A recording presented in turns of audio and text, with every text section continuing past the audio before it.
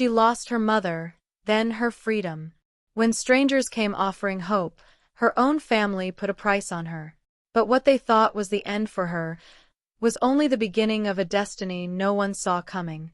In the quiet, forgotten village of Lema, where canoes danced lazily on murky waters and children played with laughter that masked their poverty, lived a girl whose name was whispered in awe and pity: Splendor.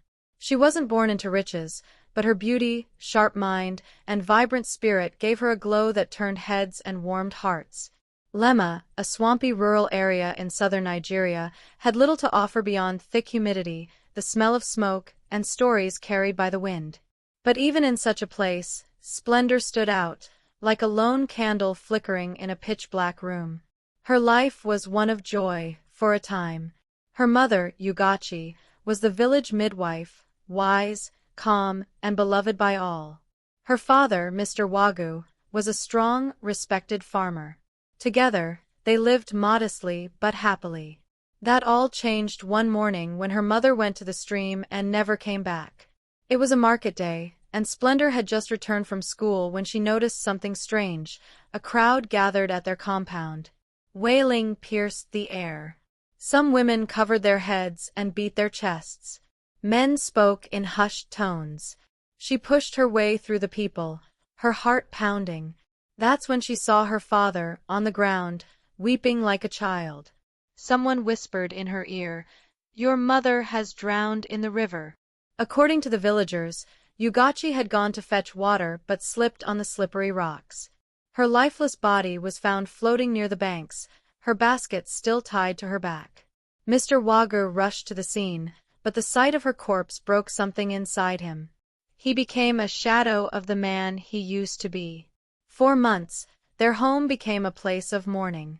Splendor barely ate. Her mother had been her friend, her mentor, the one who braided her hair, taught her how to cook, how to be strong. Life lost all color. And just as she was beginning to pick up the pieces, another storm hit. 6 months after the funeral, Mr. Wagu brought home a woman named Perpetual.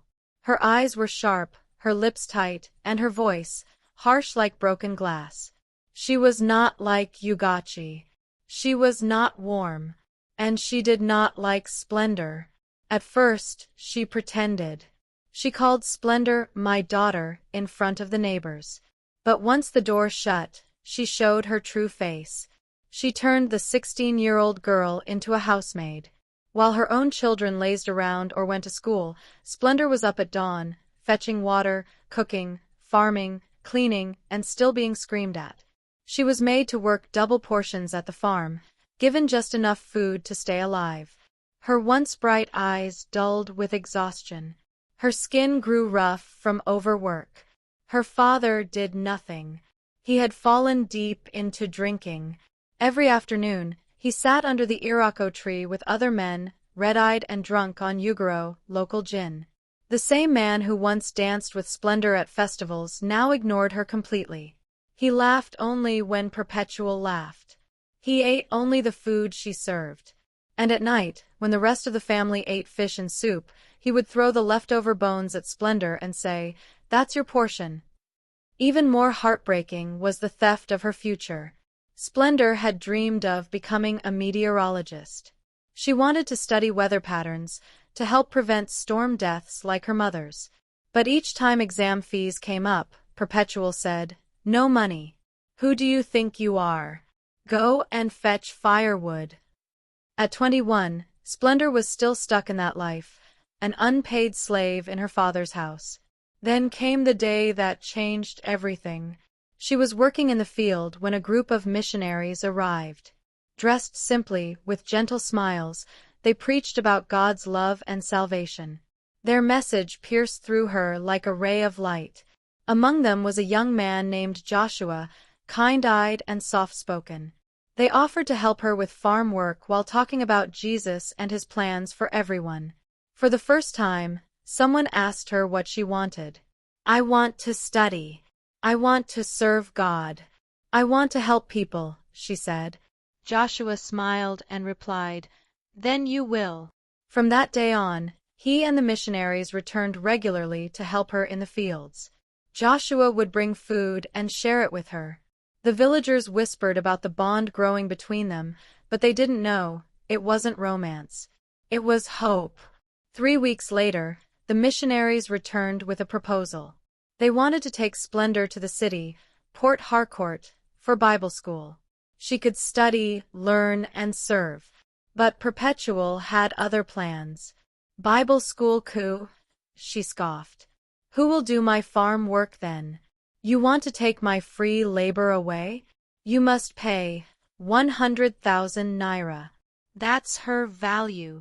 The missionaries were shocked. But she's your daughter. Perpetual laughed. She's not mine. She's a burden. If you want her, buy her. Mr. Wagyu, in his drunken state, echoed her words. Pay and take her. We've sold her. The missionaries walked away, heartbroken. But later that evening, Joshua returned. In his hand, the full amount, 100,000 naira. She's free now, he said. Perpetual grinned as she counted the money, while Mr. Wagyu clapped him on the back like he'd bought a goat. Splendor stood still, trembling, not from fear, but disbelief. She was finally free. She packed her few belongings. No one hugged her goodbye. No one said, "Take care." But as the bus drove away, the village of Lema growing smaller behind her, she felt something she hadn't felt in years. Peace. In Port Harcourt, she enrolled in a 3-month Bible school diploma. There, she ate 3 square meals for the first time in years. She smiled. She learned. She healed. But her story wasn't ending. It was just beginning. The city was loud. Honking buses, rushing crowds, tall buildings that stretched into the sky. But for Splendor, every noise was a reminder that she had escaped something far worse. Silence. The kind of silence that followed insult. That wrapped around abuse. That swallowed a soul whole. In Port Harcourt, Splendor began life anew.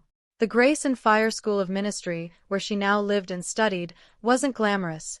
Peeling paint on the walls, wooden benches in the classrooms, but to her, it was heaven. There were no canes, no scolding voices. Just books, kind teachers, and the presence of something she'd never known before, dignity. Joshua, the missionary who had paid for her release, became her mentor. Not in the way village gossips would have assumed, no secret romance, no hidden motives.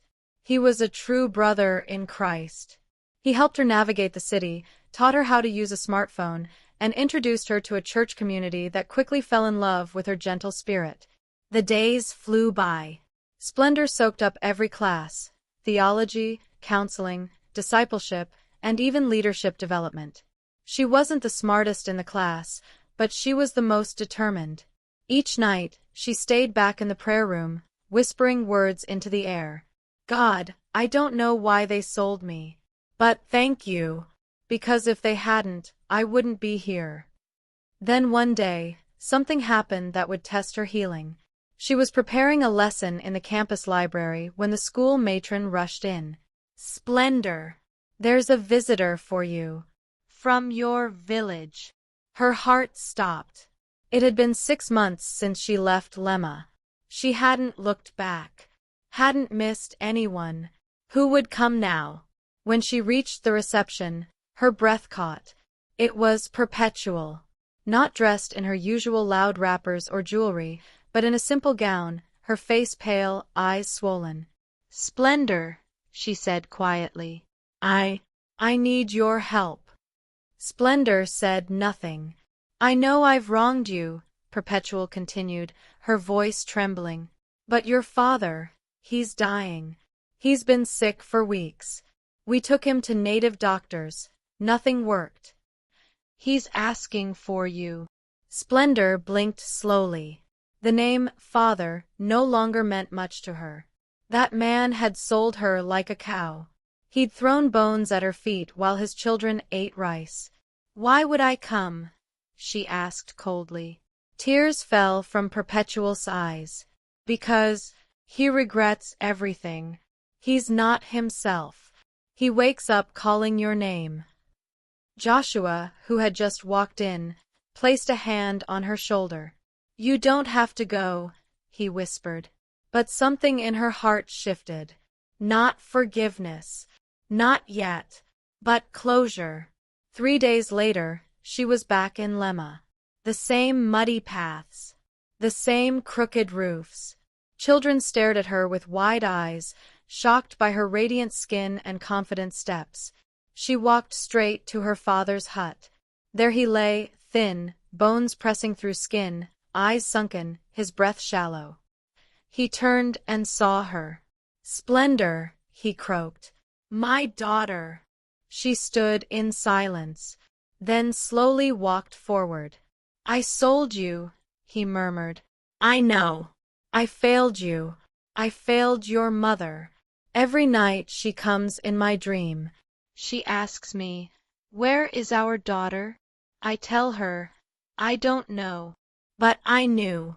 I let them sell you like meat in the market." Splendor felt tears rise, but not for him. For the girl she had been. The girl no one protected. "I thought I'd hate you forever," she said. "But God didn't let me." He grabbed her hand weakly. "Will you pray for me? Just pray. One last thing." She closed her eyes, took a deep breath, and whispered, "Lord, have mercy." That night, Mr. Wagu passed away in his sleep. The village mourned. But Splendor didn't. She stood still, watching people cry over the man who had destroyed her childhood. But she felt peace.